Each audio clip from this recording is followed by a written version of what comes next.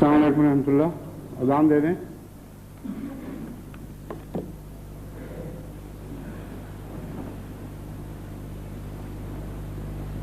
اللہ اکبر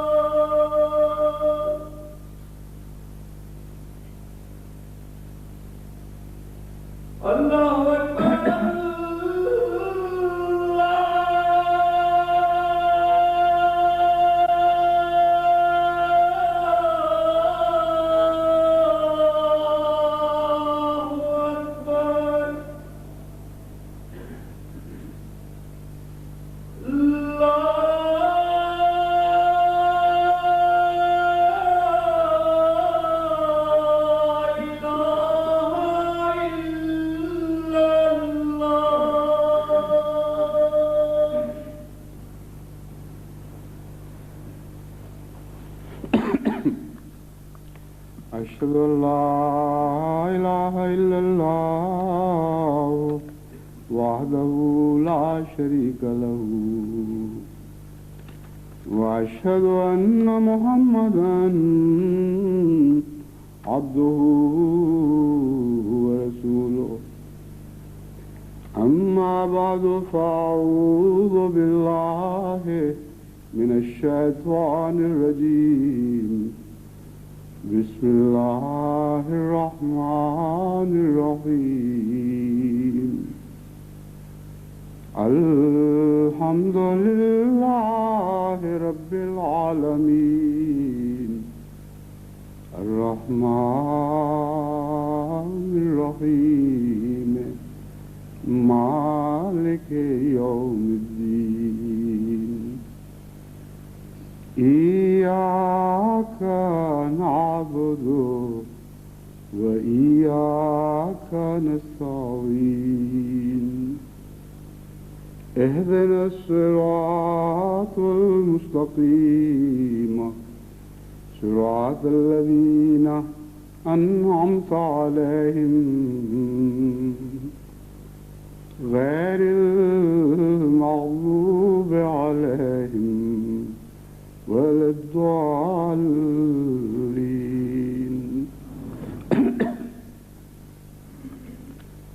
بسم الله الرحمن الرحيم والسماء ذات البروج واليوم الموعود وشاهد ومشهود قتل أصحاب الأخدود النار ذات الوقود إذ هم عليها قعود وهم على ما يفعلون بالمؤمنين شهود وما نقموا منهم إلا أن يؤمنوا بالله العزيز الحميد الذي له ملك السماوات والأرض والله على كل شيء شهيد إن الذين فتنوا المؤمنين والمؤمنات ثم لم يتوبوا فلهم عذاب جهنم ولهم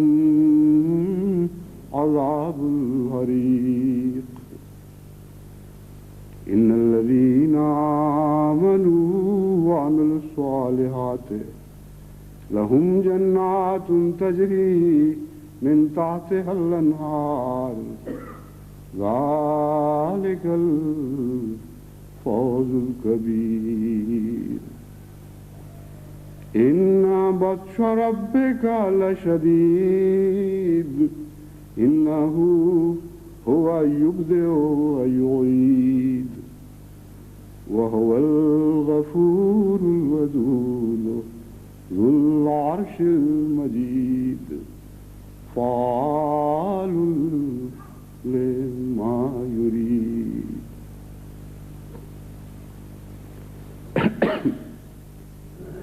چند دن پہلے صبح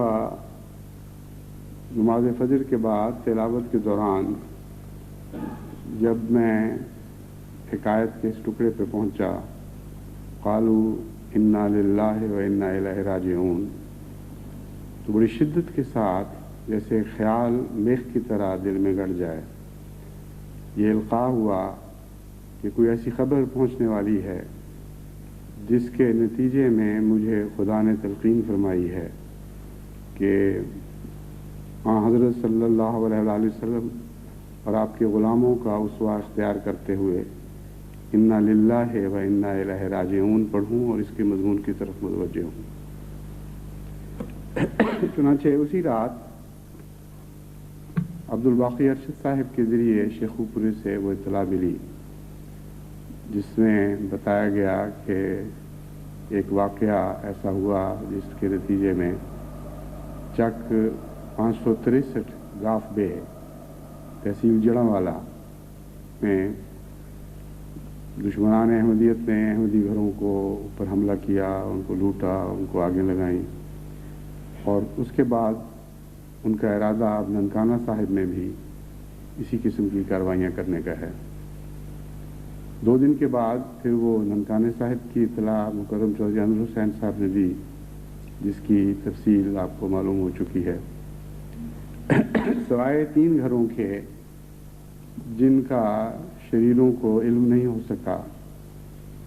باقی تمام گھروں کو یا آگ لگا دی گئی یا ان کے سامان نکال کر لوٹ لیے گئے اور آگ لگا دی گئی، اور یا منہدم کر دیے گئے۔ مسجد کو بھی منہدم کر دیا گیا اور آگ لگائی گئی، اور مسجد کے ساتھ جو مسجد کے خادم کا کوارٹر تھا اس کے ساتھ بھی یہی سلوک کیا گیا۔ آگ لگانے کے وقت انہوں نے یہ احتیاط کی کہ دوسرا لٹریچر اور دوسرا سامان ایک طرف ڈھیری کر کے اس کو آگ لگاتے تھے، اور قرآن کریم کو الگ ڈھیری کر کے اس کو آگ لگاتے تھے۔ اس واقعہ کا پس منظر یہ ہے، یعنی ایک فوری جو ظاہری پس منظر ہے وہ یہ ہے کہ 563 گاف بے میں معلم نے مسجد کی صفائی کی، غالباً رمضان کے خیال سے، اور جو پرانے کاغذات ایسے تھے ان کو تلف کرنے کی، جن کی ضرورت نہیں تھی ان کو تلف کرنے کی خاطر ایک جگہ ڈھیری کر کے ان کو آگ لگائی۔ وہاں ایک ایسا شخص جس کے والد احمدی ہو چکے ہیں، اور وہ اپنے والد کے احمدی ہونے کے نتیجے میں بڑا مشتعل تھا، وہ پہنچا، اس نے اس سے پوچھا، انہوں نے بتایا کہ یہ واقعہ ہے۔ اس نے اسی وقت واویلا مچا دیا اور سارے گاؤں کو اس بات کی طرف متوجہ کیا کہ احمدی قرآن کریم کو آگ لگا رہے ہیں۔ چنانچہ اس کے بعد سوچے سمجھے منصوبے کے مطابق اس گاؤں سے نہیں بلکہ ننکانہ صاحب ہی سے چند پیشہ ور اس مزاج کے، اس قماش کے لوگوں کو اکٹھا کر کے اور بعض دوسرے دیہات سے باقاعدہ گاؤں پر حملہ کیا گیا، اور ایک چھوٹی سی قیامت صغریٰ وہاں ٹوٹ پڑی۔ پھر جو واقعہ اس کے بعد ننکانہ صاحب میں ہوا ہے، اس میں اب جو تازہ تفصیل آئی ہے اس کے مطابق یہ بات قابل توجہ ہے، جو غالباً پہلے آپ کے علم میں نہیں، کہ D S P Aslam Lodhi صاحب پولیس کی سرکردگی میں خود عوام کو ساتھ لے کر آگے لگوا رہے تھے، اور ایک طرف اے سی صاحب یہی اسی شغل میں مصروف تھے، اور بعض دفعہ وہ خود سامان نکال کے پولیس والے ان کو پکڑاتے تھے کہ یہ چیز رہ گئی ہے، اس کو بھی ڈھیری میں ڈالو اور آگ لگاؤ۔ جہاں تک عوام الناس کا تعلق ہے، میں نے پہلے بھی بارہا توجہ دلائی ہے کہ ایسی باتوں کو سن کر عموماً اپنی قوم کے خلاف اپنے جذبات کو بے لگام نہیں ہونے دینا چاہیے۔ امت محمدیہ میں بدقسمتی سے بہت سی کمزوریاں آ گئی ہیں، لیکن حضرت محمد مصطفیٰ صلی اللہ علیہ وآلہ وسلم کا نام ایسا بابرکت ہے، وہ کلام جو آپ پر نازل ہوا وہ ایسا بابرکت ہے کہ گئے گزرے مسلمان بھی جو بے عمل ہو چکے ہوں ان کے اندر بھی شرافت کی بہت سی ایسی قدریں باقی ہیں جو دیگر قوموں میں بہت شاذ دکھائی دیتی ہیں۔ اشتعال کی حالت میں دیگر قوموں میں عورتوں کی عزتوں پر ہاتھ ڈالے جاتے ہیں، اور بہت سی بے حیائیوں کی باتیں کی جاتی ہیں، اور انسان گر کر بہیمانہ سطح پر اتر کر ان کو بھی شرمندہ کر دیتا ہے، یعنی جو جنگل کے جانور ہیں ان سے بھی آگے گزر جاتا ہے۔ لیکن امت محمدیہ صلی اللہ علیہ وآلہ وسلم پر قرآن کی تعلیم کا اور حضرت محمد مصطفیٰ صلی اللہ علیہ وآلہ وسلم کی تعلیم کا یہ فیض ہے کہ سخت اشتعال کی حالت میں بھی انسانی شرافت کی بنیادی قدریں اکثر لوگوں میں زندہ رہتی ہیں، اور بعض لوگ جو ملائیت سے مغلوب ہو چکے ہیں ان کے متعلق تو خود حضور اکرم صلی اللہ علیہ وآلہ وسلم نے یہ فرمایا ہے کہ شر من تحت عدیم السماء، اس لیے ان پر یہ استثناء ثابت نہیں آتا، صادق نہیں آتا۔ لیکن وہاں کی رپورٹوں سے بھی پتہ چلا ہے کہ ہمسایوں نے اور دیگر محلے داروں نے اس موقع پر انسانی شرافت کا سلوک کیا، ان کو سہارا دیا، وقتی طور پر ان کی روزہ کشائی کے لیے سامان مہیا کیے۔ جہاں تک ننکانہ صاحب کا تعلق ہے، ننکانہ صاحب کی جماعت کا تعلق ہے، یہ بات خاص طور پر قابل ذکر ہے کہ انہوں نے اپنے عظیم کردار سے اللہ تعالیٰ کے فضل سے حضرت مسیح موعود علیہ الصلوۃ والسلام کی جماعت کا سر بلند رکھا ہے. کوئی بھاگ کر کہیں نہیں گیا، اپنے جلے ہوئے ان عظیم مکانوں میں اپنے بچوں کو لے کر وہیں بیٹھ رہے اور کلیتاً دشمن کی اس کوشش کو رد کر دیا ہے کہ جماعت احمدیہ کی بزدلی دیکھیں اور ان کو اپنے منظم مکانوں اور جلے ہوئے مسکنوں سے اجاڑ کر باہر نکال دیں. انہی جگہوں پہ اسی جگہ وہ بیٹھ رہے اور جیسا کہ میں نے جماعت کو ان حالات میں تلقین کی ہوئی ہے، صبر کا کامل نمونہ دکھایا، یہاں تک کہ دوسرے دن جب باہر کی جماعتوں سے لوگ وہاں پہنچے ہیں تو اگرچہ فوری طور پر ان کی مدد کا انتظام جماعت کی طرف سے کیا گیا، لیکن یہ معلوم کر کے بہت خوشی ہوئی کہ مقامی دوستوں نے انسانی قدروں کو مرنے نہیں دیا اور بہت ہی بعض جگہ تو غیر معمولی شفقت اور رحمت کا سلوک کیا ہے. یہ میں اس لیے آپ کو بتانا چاہتا ہوں کہ واقعات ایسے ہیں جو جذبات میں ایک قیامت مچا دیتے ہیں، اور جتنی محبت احمدی کو احمدی سے ہے اس کی کوئی مثال دنیا میں نظر نہیں آتی. دنیا کے کونے کونے میں، زمین کے کناروں تک جب یہ خبر پہنچی ہے یا پہنچے گی تو اس طرح جماعت کرب میں مبتلا ہو جائے گی جس طرح ان کے عزیز ترین پیاروں رشتہ داروں کو کسی نے ظلم کا نشانہ بنایا ہے. فاصلے کوئی حیثیت نہیں رکھتے، قوموں کے فرق کوئی حیثیت نہیں رکھتے، جغرافیائی تقسیمیں کوئی حیثیت نہیں رکھتی. ایک جماعت ہے محمد مصطفیٰ صلی اللہ علیہ وسلم کے غلامین کے صدقے ساری دنیا کی جماعت بھائیوں کی طرح ایک ہو چکی ہے. اس ضمن میں جہاں تک جماعت کے رد عمل کا تعلق ہے، پہلے ایک رد عمل میں بیان کرتا ہوں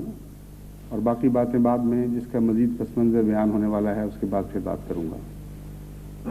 ایک رد عمل تو وہی ہے جس کی تمہید میں باندھ چکا ہوں. جو الہی جماعتوں میں للہ محبت پائی جاتی ہے،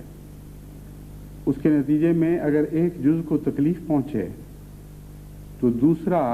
حصہ اس تکلیف سے بھاگتا نہیں بلکہ اس کی طرف لپکتا ہے، اس عضو کی طرف جس کو تکلیف پہنچی ہے. زندہ نظام میں یہی ہر زندہ نظام میں یہ قدر مشترک ہے. زندگی کی جتنی بھی شکلیں دنیا میں موجود ہیں ان میں یہ بات آپ ہمیشہ مشترک پائیں گے کہ اگر جسم کے کسی حصے کو تکلیف پہنچتی ہے تو باقی جسم کا حصہ اس کو چھوڑ کر اس کی طرف پیچھ نہیں کرتا بلکہ اس کی طرف بے اختیار لپکتا ہے. اور بعض دفعہ یہ رد عمل اتنا شدید ہوتا ہے کہ وہ محبت ہی مصیبت بن جاتی ہے اور خون کا دوران اس تیزی سے اس معوف حصے کی طرف جاتا ہے کہ اس کا زیادہ جانا تکلیف کا موجب بن جاتا ہے. چنانچہ بعض دفعہ پھر ڈاکٹروں کو ایسے چوٹ والی جگہ پہ اور معوف جگہ پر برف کی پٹیاں کرنی پڑتی ہیں ٹھنڈا کرنے کے لیے کہ دیکھو اتنا تم زیادہ جوش نہ دکھاؤ، تمہارا یہ جوش تمہارے اس معوف حصے کی تکلیف میں اضافے کا موجب ہے. بس اس حیثیت سے میرا بھی یہی کام ہے.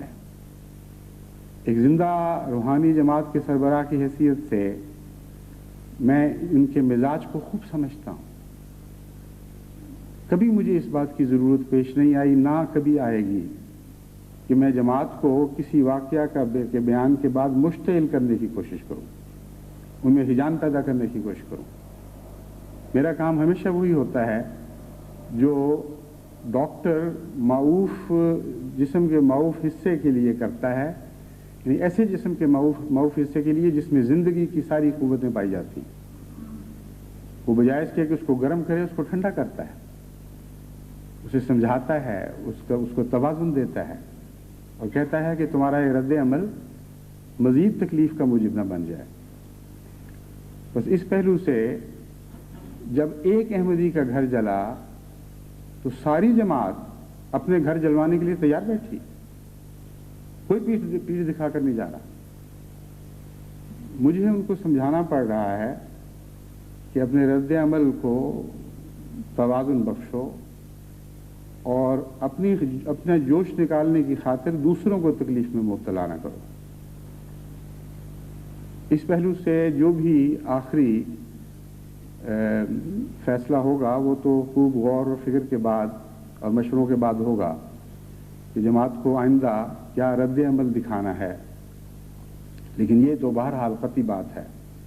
کہ ہمارا رد عمل قرآنی تعلیم کے تابع ہوگا اور حضرت اقدس محمد مصطفیٰ صلی اللہ علیہ وآلہ وسلم کی اسوہ کی روشنی میں ڈھالا جائے گا. اب میں اس کا کچھ اور پس منظر اس واقعہ کا آپ کے سامنے رکھتا ہوں. یہ کوئی اتفاقی اچانک ہونے والا واقعہ نہیں ہے. جماعت احمدیہ کو اللہ تعالیٰ نے 100 سال تک بے انتہا فضلوں سے نوازا ہے. اتنے کرم فرمائے ہیں، ایسی رحمتوں کی بارشیں برسائی ہیں کہ ہم ان قطروں کو گننے کا کیا سوال، ان کے شکر کے عمومی تصور سے بھی قاصر ہیں. یعنی جس رنگ میں شکر ادا ہونا چاہیے اس کا حقیقت میں حق ادا کرنا تو بہت دور کی بات ہے. میں یہ کہتا ہوں کہ اس کے تصور سے بھی ہم قاصر ہیں کہ کس حد تک خدا نے ہم پر فضل نازل فرمائے ہیں اور کس طرح ہم شکر ادا کریں. جیسا کہ میں نے اپنے پہلے خطبے میں بیان کیا تھا، میں جب اس کی تفصیلات پر غور کرتا ہوں تو محض ایک بڑے بیان کے طور پر نہیں کہ اونچی بات میں ایک اونچا دعویٰ کر دیا جائے، اونچی آواز میں ایک اونچا دعویٰ کیا جائے، بلکہ جب میں تفاصیل پر غور کرتا ہوں تو کلیتاً خدا تعالیٰ کے فضلوں کے تصور سے مغلوب ہو جاتا ہوں. نہ بیان کی طاقت رہتی ہے، نہ تفصیل سے ان کو سوچنے کی استطاعت رہتی ہے. اس لیے جہاں تک خدا کے فضلوں کا تعلق ہے، جماعت احمدیہ بھی پوری طرح ان سے شناسا نہیں ہے. انفرادی طور پر احمدیوں کی زندگی میں کس طرح بار بار اللہ نے فضل فرمائے ہیں اور روزمرہ کی عام زندگیوں میں کیسی غلطیوں سے ان کو بچایا، کیسے غلطیوں کی پاداش سے محفوظ رکھا اور کیسی کیسی مصیبت کے وقتوں میں اللہ تعالیٰ کی رحمت ان کی کام آئی. یہ تو ہر احمدی گھر میں گزرنے والی روزمرہ کی داستانیں ہیں. حضرت مسیح موعود علیہ الصلوۃ والسلام کے وقت میں تو یہ داستانیں اس کثرت سے تھیں کہ چھوٹے چھوٹے بچوں پر بھی خدا تعالیٰ کی طرف سے سچی رویا ظاہر ہوتی تھی، سچی رویا ان کو دکھائی جاتی تھی. اور جیسا کہ محاورہ ہے، بچے نبوت کرتے تھے، یعنی اللہ تعالیٰ سے خبریں پا کر آگے بیان کیا کرتے تھے. تو اس میں کوئی مبالغہ نہیں ہے. دشمن کو بھی اس تفصیل کا تو علم نہیں، لیکن کامیابی سے 100 سال گزرنے کی اتنی تکلیف کہ نہ آپ خدا کے فضلوں کا تصور کر سکتے ہیں، نہ دشمن کی تکلیف کا تصور کر سکتے ہیں. اور یہ کوئی نیا واقعہ نہیں، ہمیشہ سے ایسا ہی ہے. چنانچہ حضرت اقدس محمد مصطفیٰ صلی اللہ علیہ وآلہ وسلم کے زمانے میں بھی کلام الہی میں یہ بتایا گیا کہ تم کیا باتیں کر رہے ہو، اپنی تکلیفوں کا تمہیں احساس ہے، یہ نہیں سوچتے کہ دشمن کس تکلیف میں مبتلا ہے، اس کو تو آگ لگی ہوئی ہے اور تمہاری کامیابیوں کی وجہ سے آگ لگی ہوئی ہے. تمہیں دکھ دے دے کر بھی اس کی وہ آگ نہیں بجھتی اور ایک جہنم ہے جو حل میں مزید کا مطالبہ کرتی چلی جا رہی ہے. بس وہ آگ جو 563 پر اگلی گئی یا ننکانہ کے معصوم احمدیوں کے گھروں پر برسائی گئی، یہ تو پتہ کریں کہ وہ آگ آئی کہاں سے تھی. ان کے دلوں سے نکلی ہے، ان کے دلوں سے نکل کر ان گھروں پر لپکی ہے.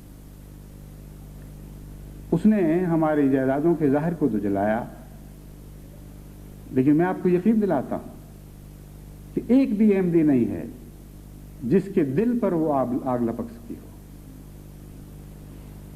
دلوں سے کھولتی ہوئی اگلی ہے جیسے لاوا ابل پڑتا ہے. اور ہمارے گھروں کے، ہماری جائیدادوں کے، ہمارے بعض جسموں کے ظاہر کو تو اس نے جلایا،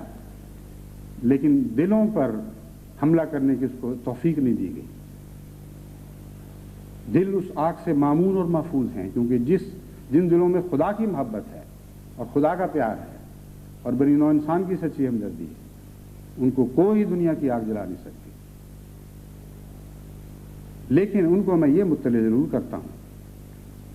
کہ ایک اور آگ ہے جس کا خدا تعالیٰ نے ذکر فرمایا ہے اور وہ دلوں پر لپکتی ہے۔ وہ انسان کی بنائی ہوئی آگ نہیں ہے جیسے کہ تم نے بنائی تھی، وہ خدا کی آگ ہے۔ اور اللہ تعالیٰ فرماتا ہے نار اللہ الموقدۃ التی تطلع علی الافئدہ، خبردار ہم تمہیں ایک ایسی آگ سے ڈراتے ہیں جو خدا نے تیار کی ہے، اور وہ جسموں پر نہیں، وہ دلوں پر لپکتی ہے اور دلوں کو خاکستر کر دیا کرتی ہے۔ پہلے بھی تم اسی آگ میں جل رہے ہو، اب اور بھی زیادہ اپنے لیے اس آگ کو بھڑکانے کے مزید سامان کر رہے ہو۔ اس لیے وہ لوگ جو نادانی اور جہالت میں یہ کام کر رہے ہیں، ان کی حالت بذات خود قابل رحم ہے۔ ایک آگ نے تو ان کو جلا رکھا ہے، وہی آگ تھی جو باہر نکلی ہے، لیکن ان کی خاطر ہم دنیا میں اسلام کا پیغام پہنچانا تو چھوڑ نہیں سکتے، ان کی خاطر ہم شاہراہ اسلام کی شاہراہ ترقی اسلام کی راہ پر قدم آگے بڑھانا تو نہیں چھوڑ سکتے۔ اس لیے یہ واقعات خود ہوں گے اور بھی ہوں گے، اور بڑے بڑے بد ارادے ہیں جو ہمارے علم میں ہیں، لیکن جماعت احمدیہ عالمگیر ان اپنے مظلوم بھائیوں کے لیے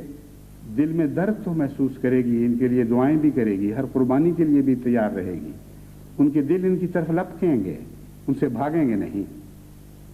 تاکہ ان کی تکلیفوں میں حصہ پا کر اپنے لیے تسکین کا سامان پیدا کریں۔ اس زندہ صحت مند جسم کی طرح جو معوف حصے کی طرف لپکتا ہے، اس طرح ہمارے دل، ہمارے جسم ان مظلوموں کی طرف لپکتے رہیں گے، اور جب بھی توفیق ملے گی ہم ان کی تکلیفوں میں حصہ اٹھا کر، حصہ لے کر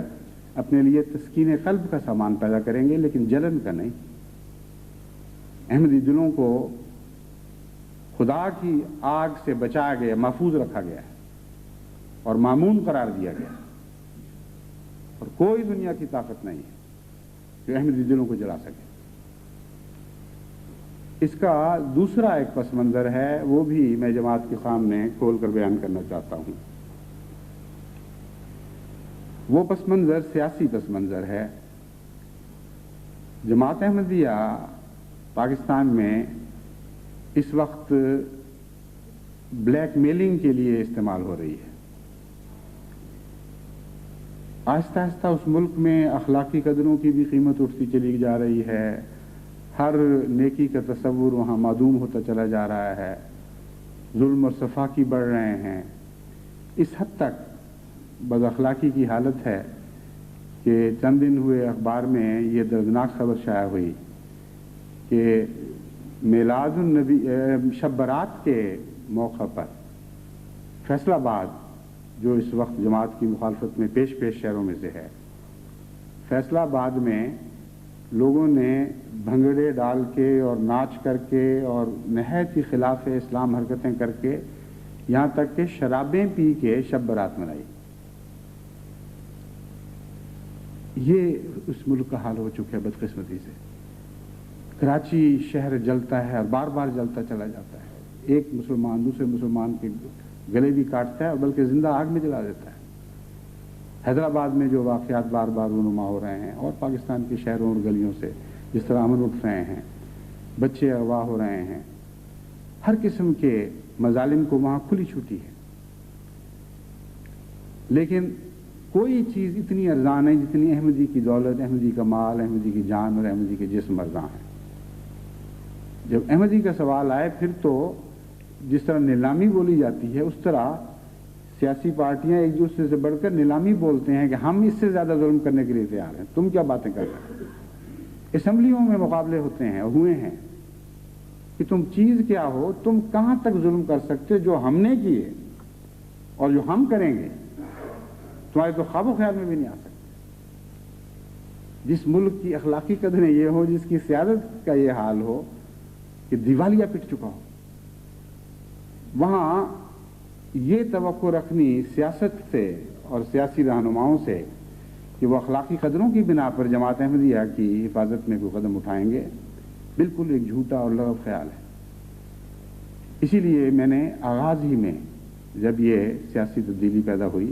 اپنے پہلے خطبے میں جماعت کو متنبہ کیا تھا۔ ایک پہلو سے خوشی کا وقت ہے،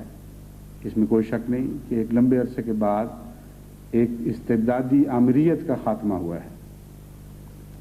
اور جس رنگ میں ہوا اس میں چونکہ ہماری دعاؤں کا بھی دخل تھا، اس میں ہماری گریہ ازاری کا بھی دخل تھا، اس لیے اس پہلو سے ہمارے لیے خوش ہونا ایک طبیعی اور فطری امر ہے۔ لیکن سیاسی افق پر جو نئے نقوش ابھر رہے ہیں ان کو دیکھ کر تم اپنی تقدیر کے فیصلے نہ کرنا، یہ نہ سمجھ لینا کہ صبح صادق آ گئی ہے۔ چنانچہ بڑی تفصیل سے میں نے جماعت کو سمجھایا کہ بہت سے اندھیرے ابھی باقی ہیں اور ہم نہیں کہہ سکتے کہ آئندہ کیا ہونے والا ہے۔ چنانچہ ان حالات پر نہ صرف یہ کہ باقاعدہ میں نے باریکی سے نظر رکھی بلکہ رابطہ رکھا اور بار بار موجودہ قومی سیادت کو سمجھانے کی کوشش کی کہ بعض وہ بے وقوفیاں دوبارہ نہ کرنا جو پہلے سرزد ہو چکی ہیں، کیونکہ ان کے نتائج نہ صرف یہ کہ وہی نکلیں گے بلکہ اس دفعہ زیادہ بھیانک نکلیں گے۔ لیکن دراصل سیاست خود غرض ہوتی ہے، خواہ کتنا ہی ذہین اور فہیم سیاستدان ہو، سیاست کی اس بنیاد سے نہیں ہٹ سکتا، اسی پر قائم رہتا ہے، اسی پر اس کی سیاست کی عمارت تعمیر ہوتی ہے کہ سیاست خود غرض ہے۔ بس جس کی بنیاد میں خود غرضی ہو، اس کی عمارت خواہ کتنی بلند ہو، کتنی تعلیم یافتہ دکھائی دے، کتنی ذہانت کے کمک میں روشنیاں وہاں جل رہی ہوں، یہ بنیاد بہرحال اپنا رنگ آخر تک بلندی کی انتہا تک پہنچا دیتی ہے، اور اس کی خود غرضی اس کی ہر اینٹ میں، اس کے سیمنٹ کے ہر حصے میں اپنا جلوے دکھا رہی ہوتی ہے۔ بس سیاست خود غرض ہے، اس کو یاد رکھیں۔ صرف پاکستان کی سیاست کا سوال نہیں، سیاست کا سوال نہیں، ہندوستان کی سیاست بھی خود غرض ہے، انگلستان کی سیاست بھی خود غرض ہے، امریکہ کی سیاست بھی خود غرض ہے، روس کی سیاست بھی خود غرض ہے۔ بس ایک سیاست سے دوسری سیاست کی طرف جماعت نہیں جا سکتی، ایک سیاستدان کو چھوڑ کر دوسرے سیاستدان کی طرف رخ اس امید میں نہیں کر سکتی کہ وہاں اس کو امن ملے گا اور وہاں اسے فیض نصیب ہوگا۔ اور یاد رکھیں کہ خود غرضی اندھی ہوتی ہے،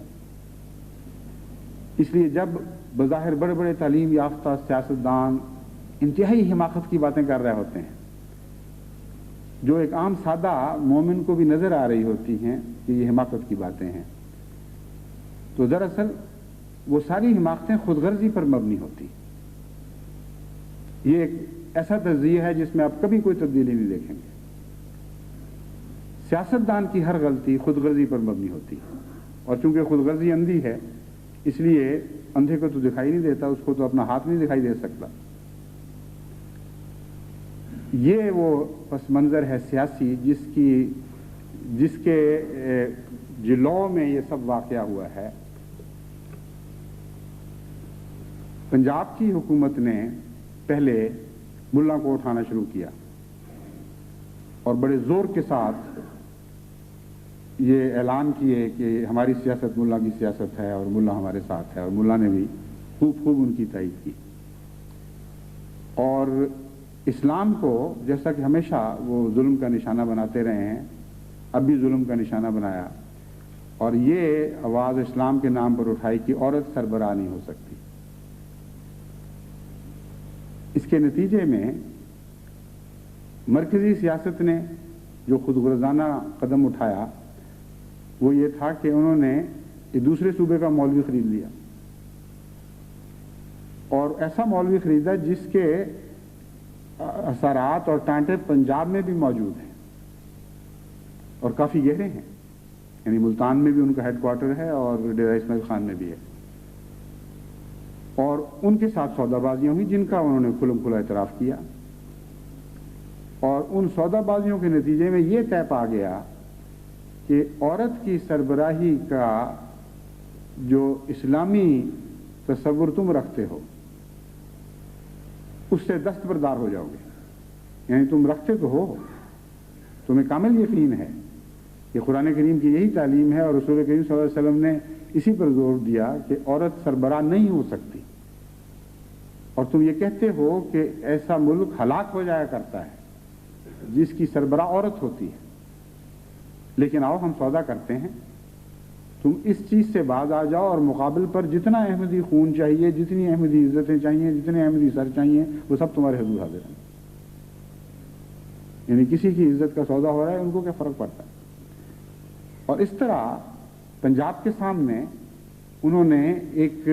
बड़ा भारी जवाबी मसला खड़ा कर दिया। उन्होंने कहा अच्छा अगर तुमने अहमदियों की नीलामी बोलनी है तो हमसे नीलामी करके देख लो। तुम एक कदम जाओगे उनको मारने के लिए, हम 10 कदम आगे बढ़ेंगे। न तुम्हें कोई गैरत और है, न हमें कोई गैरत है, न तुम्हें कोई इज्जत, इंसानी इज्जत और इंसानी अखलाक और कदरों का कोई पास है, न हमें कोई इंसानी इज्जतों और अखलाक और कदरों का पास है। इसलिए इस मुकाबले में तो हम तुमसे शिकस्त नहीं खा सकते। चुनांचे ये वो सौदा हुआ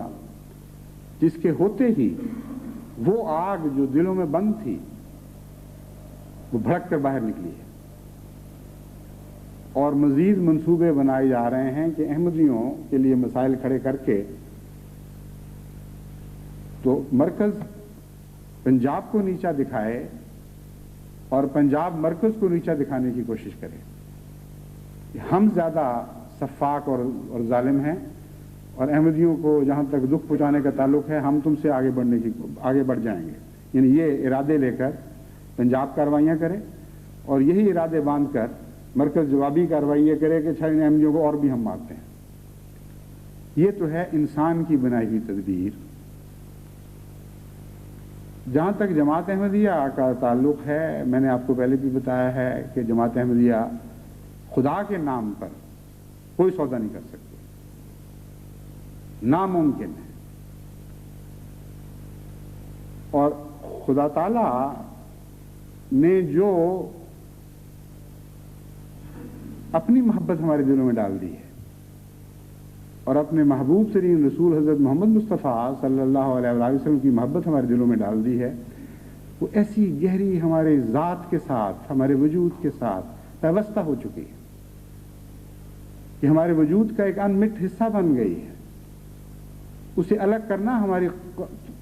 कब्ज़ा कुदरत में, हमारे इख्तियार में नहीं है। उस बर्थ मार्क की तरह जिसके मुतालिक मैंने एक दफ़ा पहले भी आपको सुनाया था किस्सा कि एक बर्थ मार्क किसी खूबसूरत चेहरे पर था और वो खातून जिसके चेहरे पर वो बर्थ मार्क था उसका आशिक एक साइंसदान था। वो चाहता था कि वो चेहरा कामिल हो जाए और हर दाग और हर ऐब से पाक दिखाई दे। चुनांचे उसने सारी उम्र इस पर तहकीक की और तहकीक करने के बाद बर्थ मार्क दूर करने के लिए एक दवा ईजाद की और वो दवा उसने उस औरत को देनी शुरू की। यूं यूं कतरा कतरा उसके जिस्म में वो दवा सरायत करती जाती थी, वो बर्थ मार्क हल्का होता चला जाता था और हल्का और मध्यम पड़ता चला जाता था। यहां तक कि जब वो बर्थ मार्क गायब हो गया तो उस औरत की रूह भी कफ से उनसरी से परवास कर गई। ये खुलासा है उस कहानी का जो ये बताने के लिए ये लिखी गई कि बाज़ आदतें इंसानी फितरत का हिस्सा बन चुकी होती, उनको तो मिटा नहीं सकते। उनको मिटाना जिंदगी को मिटाने के मुतरादिफ हो जाया करता है। चुनांचे हजरत अक़दस मोहम्मद मुस्तफ़ा सल्लल्लाहु अलैहि वसल्लम ने औरत की नज़ाकत और उसके नखरे का जिक्र करते हुए निहायत ही प्यारे रंग में फरमाया कि औरत पसली से बनाई गई है और पसली को तुम सीधा नहीं कर सकते, तोड़ सकते हो। बस बाद औरत के नखरे तुम्हें बर्दाश्त करने पड़ेंगे, बल्कि उनके साथ इस तरह रहना पड़ेगा कि उनका लुत्फ उठाओ। उनकी कजी में भी एक हुस्न है और मिसाल कितनी खूबसूरत है पसली। पसली की कजी बदजेब दिखाई नहीं देती, बल्कि उसका हुस्न ही उस खम में है जिसको खुदा ताला ने खास तकदीर के साथ बनाया है। تو ہمارا تو برتھ مارک ہے حضرت صلی اللہ علیہ وسلم اور خدا کی محبت، اسے کس طرح مٹاؤ گے؟ ہمارے گھروں کو جلا دو، ہمارے جسموں کو جلا دو، ہمارے اموال لوٹ لو، ہمارے عورتوں بچوں مردوں کو فنا کر دو، اور خدا کی قسم، محمد مصطفیٰ کے خدا کی قسم اور کائنات کے خدا کی قسم کہ احمدیت کے دل میں جو محمد مصطفیٰ اور اللہ کی محبت کا برتھ مارک ہے اس کو نہیں مٹا سکتے۔ تمہیں طاقت کیا، استطاعت کیا ہے کہ ان دلوں تک پہنچ سکو؟ تمہاری آگیں جسموں تک جا کر ختم ہو جائیں گی، ہاں دلوں تک پہنچنے والی ایک آگ ہے جو خدا جلاتا ہے، اور وہ جب فیصلہ کرے گا تمہارے دل پر وہ بھڑکائی جائے گی تو کوئی دنیا کی طاقت تمہیں اس آگ کے اثر سے بچا نہیں سکتی۔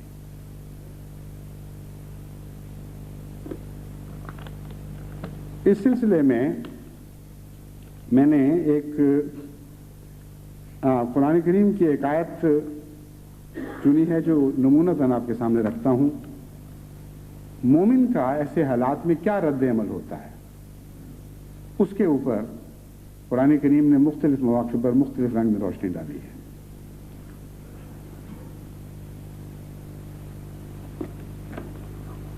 فرماتا ہے فرعون نے ان لوگوں کو دھمکی دی جو موسیٰ پر ایمان لے آئے تھے، اور کہا فَلَأُقَطِّعَنَّ أَيْدِيَكُمْ وَأَرْجُلَكُمْ مِنْ خِلَافٍ وَلَأُصَلِّبَنَّكُمْ فِي جُذُوعِ النَّخْلِ وَلَتَعْلَمُنَّ أَيُّنَا أَشَدُّ عَذَابًا وَأَبْقَىٰ، کہ میں تمہارے ہاتھ کاٹ دوں گا اور تمہارے پاؤں کاٹ دوں گا مخالف سمتوں سے، یعنی ایک طرف سے تمہارے ہاتھ بازو کاٹوں گا تو دوسری طرف سے تمہارے پاؤں کاٹ دوں گا، تمہاری ٹانگیں کاٹ دوں گا، اور اس حالت میں کلیتاً بے بس کر کے تمہیں پھینک دوں گا۔ تم ہوتے کون ہو میری اجازت کے بغیر موسیٰ اور اس کے خدا پر ایمان لانے والے؟ یہ فرعونیت کی آواز جو ہے یہ ہمیشہ کے لیے اسی طرح رہی ہے اور ہمیشہ اسی طرح رہے گی۔ خدا اور اس کے بھیجے ہوئوں پر ایمان لانے کے لیے قوموں کی اجازت قوموں کی اجازت کا پابند کیا جاتا ہے، ان قوموں کی اجازت جو حاکم ہوں، اور ان بادشاہوں کی اجازت کا پابند کیا جاتا ہے جو حاکم وقت ہوں۔ ان کی مرضی کے بغیر تم کون ہوتے ہو کہ خدا پر ایمان لانے والے اور خدا کے بھیجے ہوئوں پر ایمان لانے والے؟ یہ سوال تھا، اس وقت بھی اٹھا تھا، آج بھی اٹھا ہے، آئندہ بھی اٹھتا رہے گا۔ اور خدا کی جماعتیں ہمیشہ اس سوال سے اسی طرح نبرد آزما ہوتی رہیں گی جس طرح حضرت موسیٰ کے وقت میں نبرد آزما ہوئی تھی۔ اس کے جواب میں ان کا جو رد عمل قرآن کریم میں محفوظ فرمایا وہ یہ ہے، قالوا لن نؤثرک علی ما جاءنا من البینات والذی فطرنا فاقض ما انت قاض۔ اے جابر بادشاہ، ہم ہرگز تجھے ان بینات کے مقابل پر ترجیح نہیں دیں گے جو خدا تعالیٰ نے ہمارے لیے بھیجی، ان روشنیوں کے مقابل پر جو خدا نے نازل فرمائی ہیں، ہم ہرگز تمہیں ترجیح نہیں دے سکتے۔ والذی فطرنا، اپنے رب کے مقابل پر جس نے ہمیں پیدا کیا ہم کیسے تمہیں ترجیح دے سکتے ہیں؟ فاقض ما انت قاض، ہمارا جواب یہ ہے کہ پھر جو کچھ تو کر سکتا کر گزر۔ اگر یہ سودا ہے کہ ہم اپنے ایمان کو چھوڑ دیں تمہاری تکلیفوں سے بچنے کے لیے، تو پھر ہمارا جواب یہ ہے کہ پھر جو تکلیفیں تمہارے تصور میں آتی ہیں دیتے چلے جاؤ اور دیتے چلے جاؤ، لیکن خدا کی قسم ہم اپنے خدا اور اس نور کو نہیں چھوڑیں گے جو خدا نے ہمارے لیے نازل فرمایا ہے۔ انما تقضی هذه الحیات الدنیا، بے وقوف تو صرف اس دنیا کی قضاء و قدر پر کچھ قدرت رکھتا ہے، ساری کی ساری تو نہیں لیکن کچھ نہ کچھ۔ انا آمنا بربنا لیغفر لنا خطایانا وما اکرہتنا علیہ من السحر واللہ خیر وابقیٰ، ہم تو اپنے رب پر ایمان لائے ہیں اس نیت اور اس خواہش کے ساتھ، ان امیدوں کے ساتھ کہ وہ ہمارے گناہ بخش دے گا اور ہماری خطائیں معاف فرمائے گا، اور جو کچھ تو ناجائز باتوں پر ہمیں مجبور کرتا رہا ہے یعنی تیرا معاشرہ جو گندا معاشرہ تھا جس سے ہم نکل کے آئے ہیں، جس نے ہم سے جو گناہ سرزد ہوئے، جو گناہ ہم سے کروائے ہیں اس معاشرے نے، ان کو سحر کے طور پر بیان فرمایا۔ سحر کا ایک معنی ہے جھوٹ، تو ایک جھوٹی تہذیب کے لیے قرآن کریم نے یہاں لفظ سحر استعمال فرمایا ہے، اور ان لوگوں کے ذکر میں فرمایا جو تھے بھی جادوگر۔ اس لیے قرآنی فصاحت و بلاغت کا کمال ہے کہ ان جادوگروں کے ذکر میں لفظ سحر ایک وسیع معنوں میں استعمال فرمایا۔ واللہ خیر و ابقیٰ، تو باقی نہیں رہے گا، تیرے صرف وہی نشان باقی رہیں گے جو عبرت کے نشان بنا دیے جائیں گے۔ واللہ خیر و ابقیٰ، اللہ بہتر ہے اور اللہ ہمیشہ باقی رہنے والا۔ بس ہم ایک عارضی فنا ہونے والی قدر کو کیسے ایک بہتر اور ہمیشہ باقی رہنے والی قدر کے مقابلے پر ترجیح دیں؟ اس کے ساتھ ہی قرآن کریم نے بعض کمزوروں کی باتیں بھی محفوظ رکھی جو اپنے حضرت موسیٰ علیہ السلام سے شکوے کیا کرتے تھے۔ ان میں ایک یہ تھا قالوا اوذینا من قبل ان تاتینا ومن بعد ما جئتنا، کہ تیرے آنے سے پہلے بھی ہم تکلیف دیے گئے تھے، اب تو آ گیا ہے تو کون سا ہماری تکلیفوں میں کمی آ گئی ہے؟ ومن بعد ما جئتنا، تو آیا ہے تو ابھی بھی وہی تکلیف جاری ہے۔ تو دیکھیں کتنا نمایاں فرق ہے۔ ایک رد عمل یہ ہے جو شکووں اور شکایتوں کا رد عمل کہ تو یہ مان کر تیرے آنے سے ہماری کون سے حالات اچھے ہو گئے ہیں، کیا بدلا ہے؟ پہلے بھی مصیبتوں میں مبتلا تھے، ابھی بھی مصیبتوں میں مبتلا ہیں۔ اور ایک یہ رد عمل ہے جس کو میں نے بیان کیا، کیسا روشن اور کیسا عظیم الشان، کیسا ہمیشہ کی زندگی پانے والا رد عمل ہے کہ جو کچھ تو نے کرنا کر گزر، ہم خدا اور آسمانی نور کو تیری خاطر چھوڑ نہیں سکتے، تجھے بقا نہیں ہے، تو فنا ہونے والی قدر ہے، اور خدا اور اس کے نور بقا باقی رہنے والی قدریں ہیں، اور پھر بہتر ہیں ہر لحاظ سے، اس لیے ایسے گندے سودے کی طرف میں نہ بلا۔ حضرت صلی اللہ علیہ وآلہ وسلم کے زمانے میں بھی قرآن کریم نے ایسے ہی حالات بیان کر کے دو رد عمل محفوظ فرمائے ہیں، یعنی کلام الہی ہمیں ان رد عمل کی تفاصیل، رد عمل کی تفاصیل سے آگاہ فرماتا ہے۔ یہ دو مختلف قسم کے رد عمل ہیں۔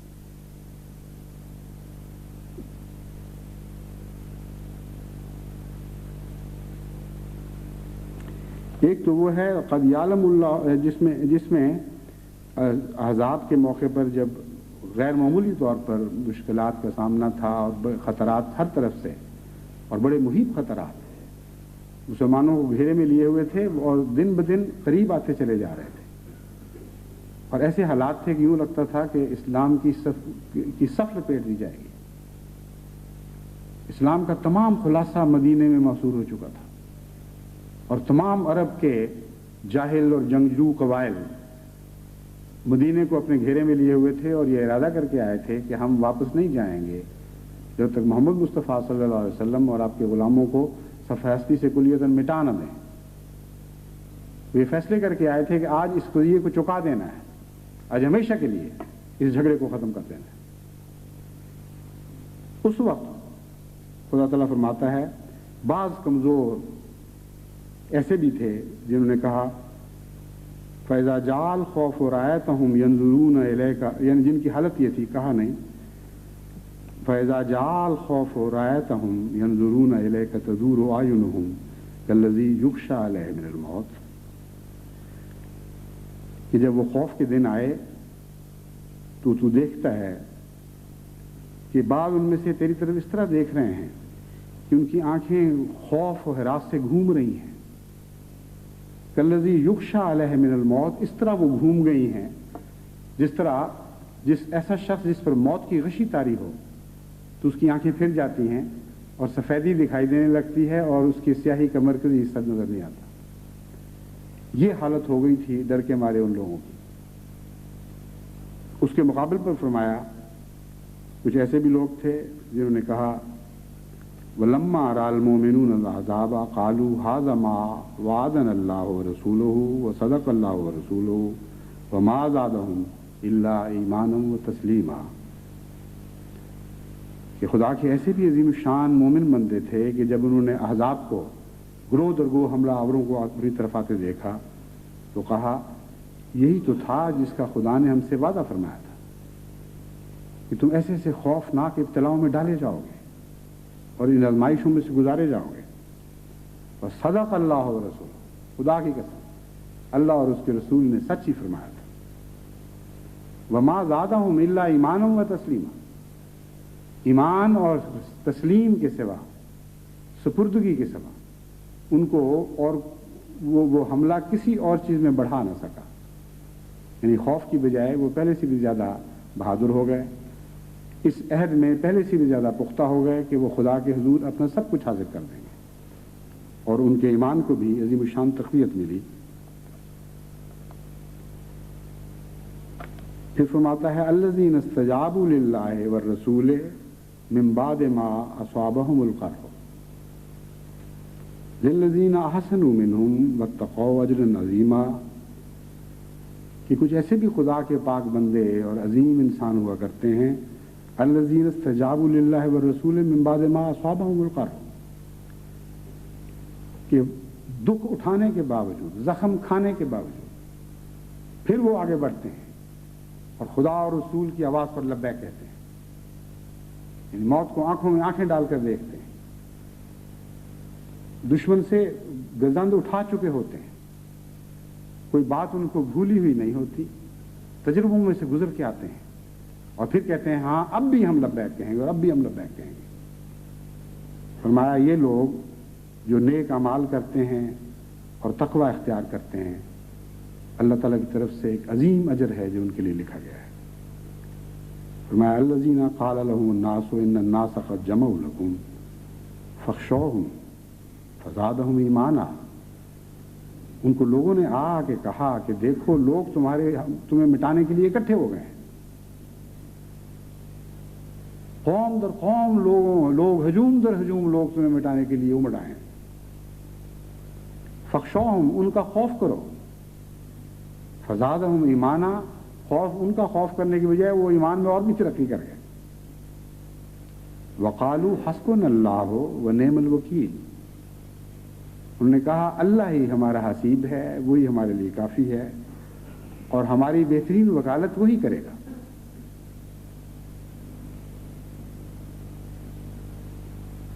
پھر انہوں نے کہا ان کو آن وسلم نے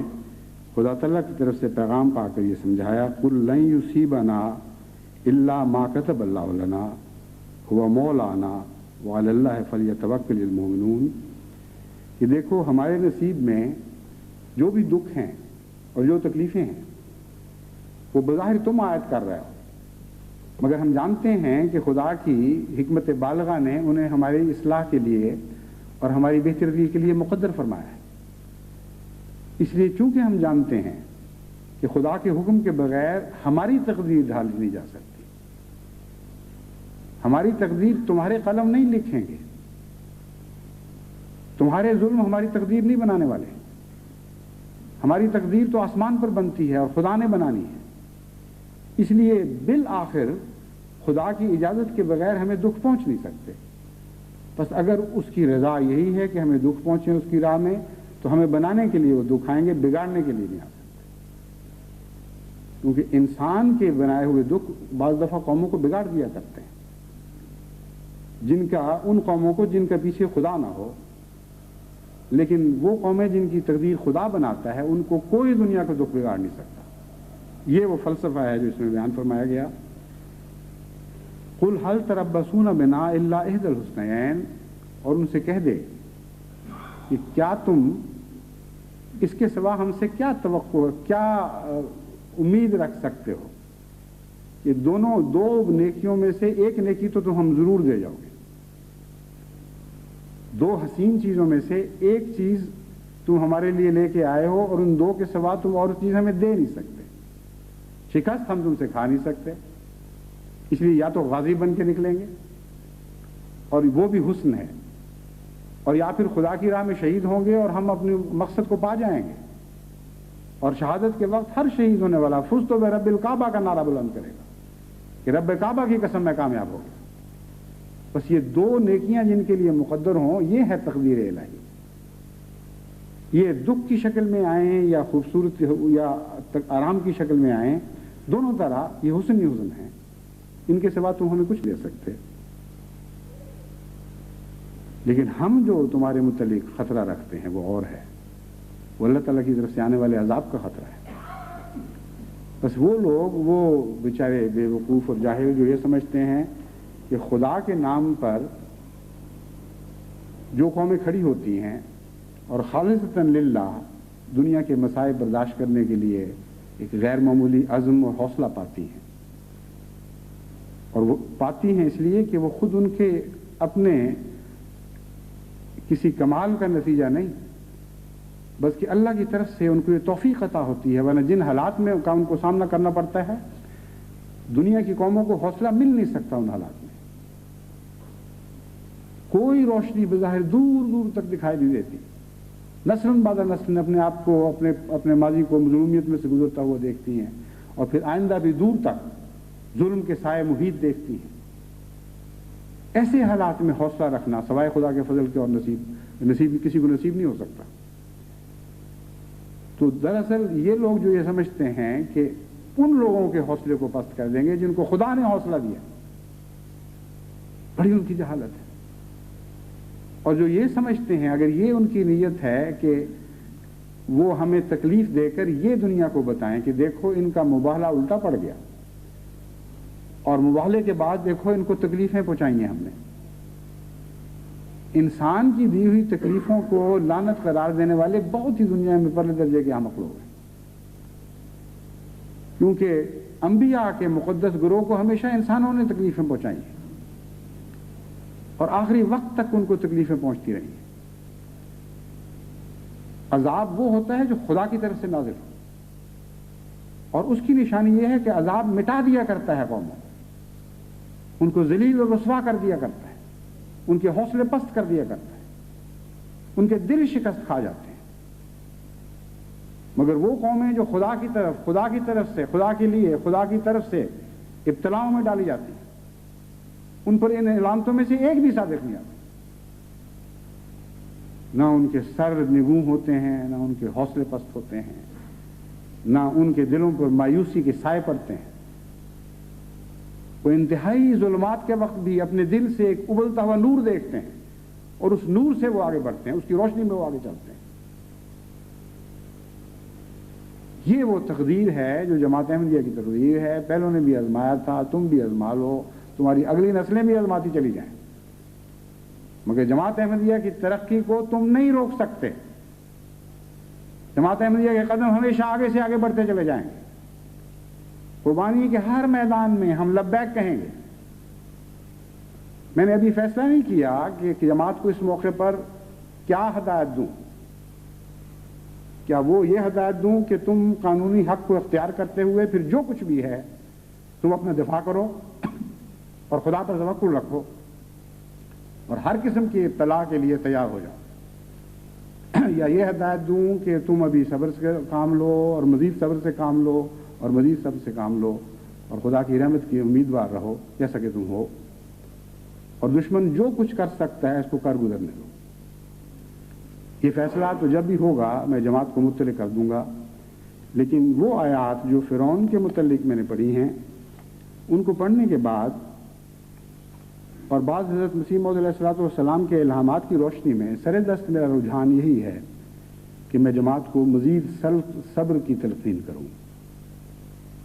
کیونکہ قرآن کریم میں بارہا فرعون کا ذکر تو ملتا ہے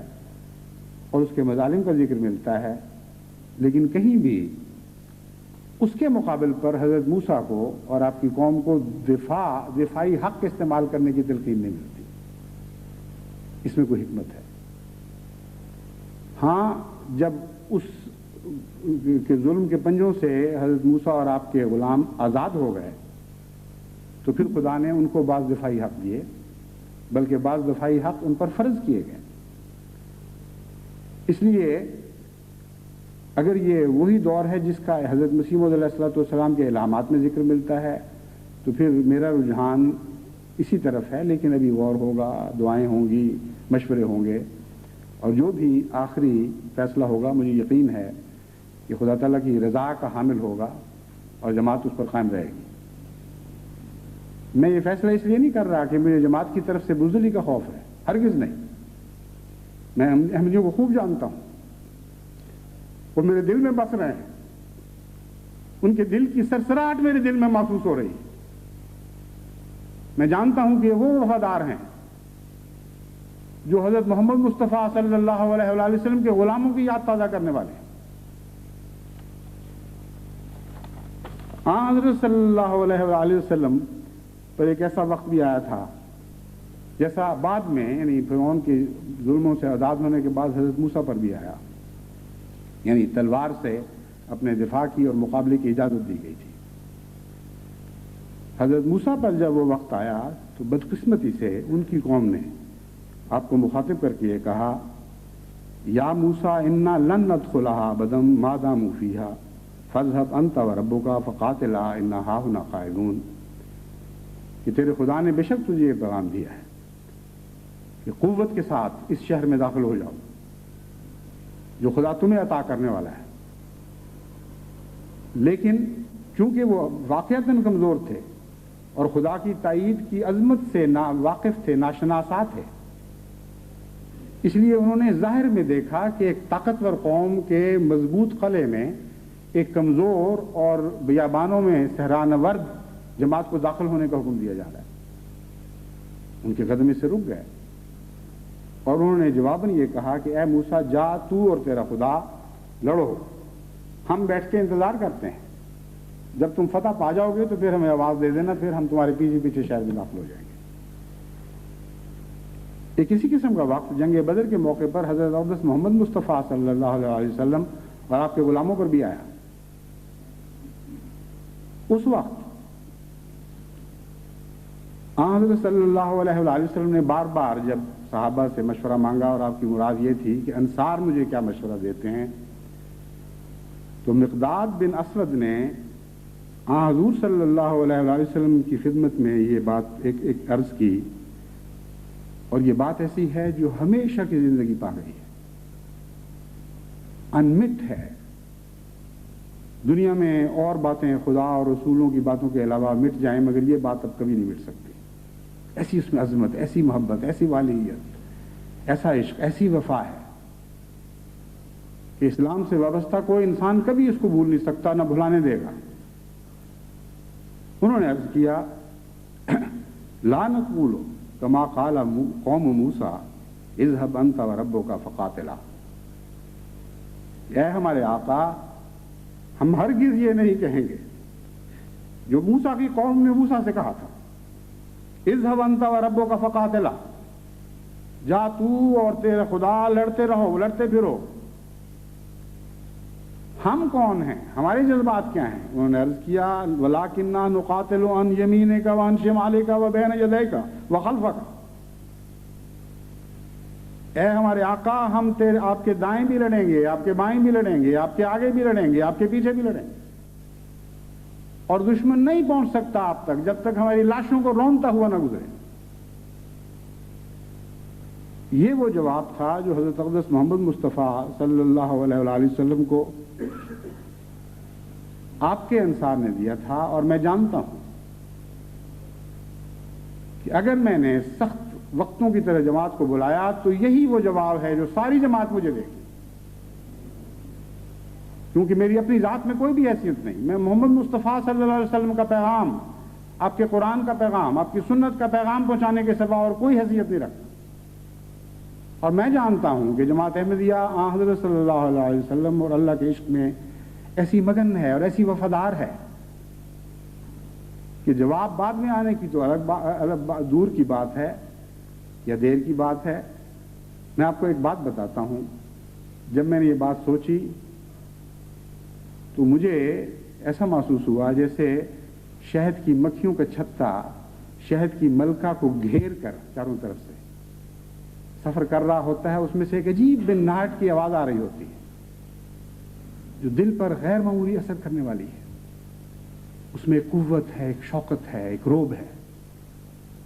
اور جس نے بھی وہ آواز سنی ہے اس سے مروب ہوئے بغیر نہیں رہ سکتا۔ میں نے جب یہ بات سوچی تو میرے گوش تصور نے، میرے روحانی کانوں نے تمام دنیا سے جماعت احمدیہ کی یہ بناٹ سنی جو مجھے پیغام دے رہی تھی کہ لبیک لبیک یا سیدی لبیک، اے محمد مصطفیٰ کے غلام، آپ کی غلامی میں جو تو ہمیں پیغام دے گا، ہم تجھے یقین دلاتے ہیں کہ ہم اس نام کی عظمت کی خاطر آگے بھی لڑیں گے اور پیچھے بھی لڑیں گے، دائیں بھی لڑیں گے اور بائیں بھی لڑیں گے،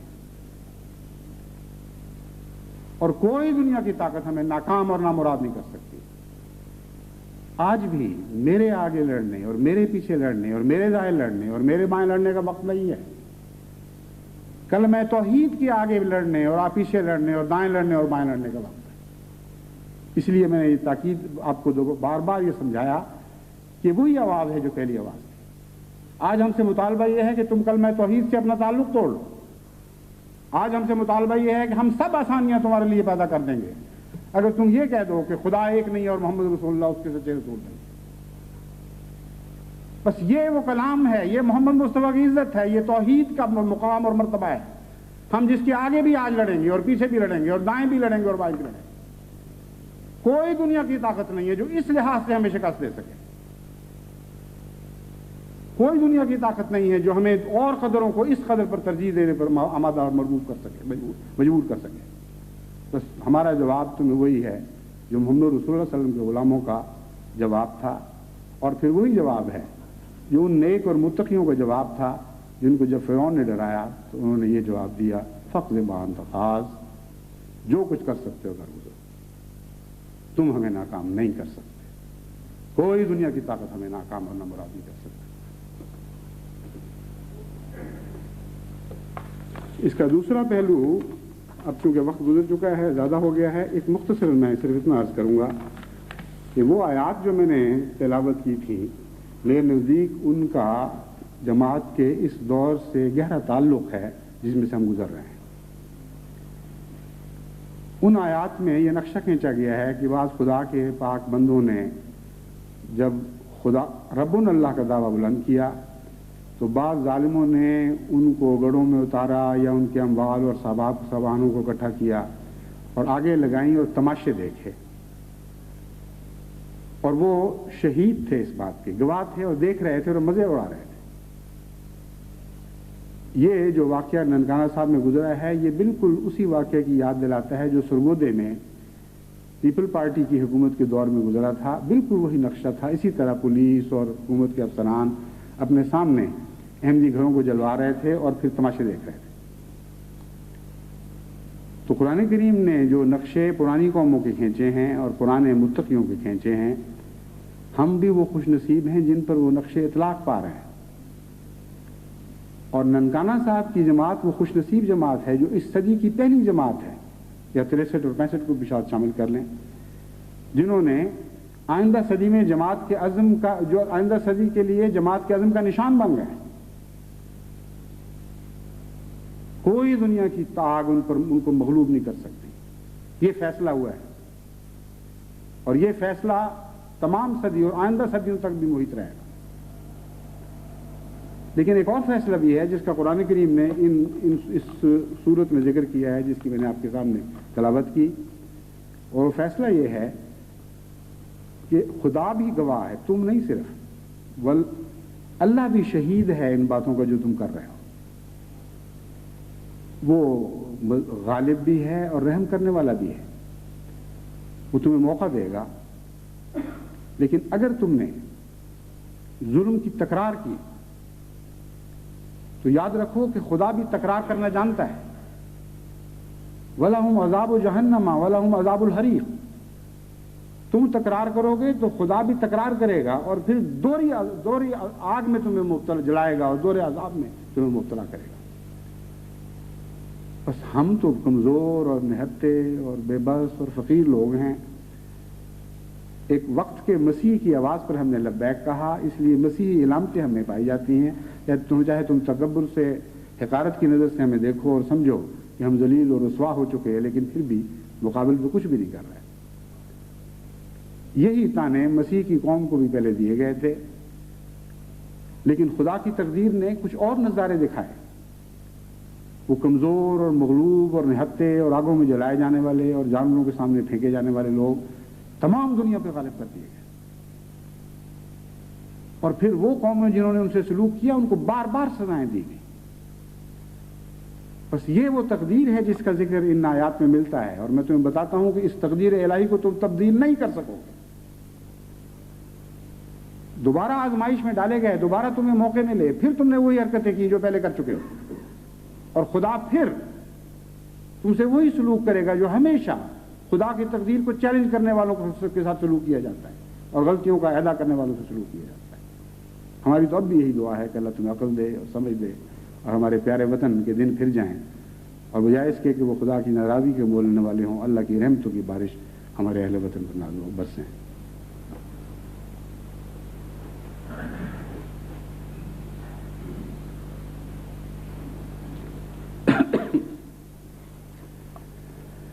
الحمد للہ نحمده ونستعینه ونستغفره ونؤمن به ونتوکل علیہ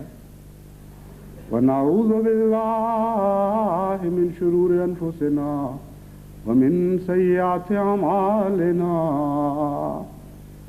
من یهده اللہ فلا مضل له ومن یضلل فلا هادي له ونشهد أن لا إله إلا الله وحده لا شريك له ونشهد أن محمدا عبده ورسوله عباد الله رحمكم الله ان اللہ یامر بالعدل والإحسان وإیتاء ذی القربى وینہی عن الفحشاء والمنکر والبغی یعظکم لعلکم تذکرون اذکروا اللہ یذکرکم وادعوہ یستجب لکم وَلَذِكْرُ اللَّهِ أَكْبَرُ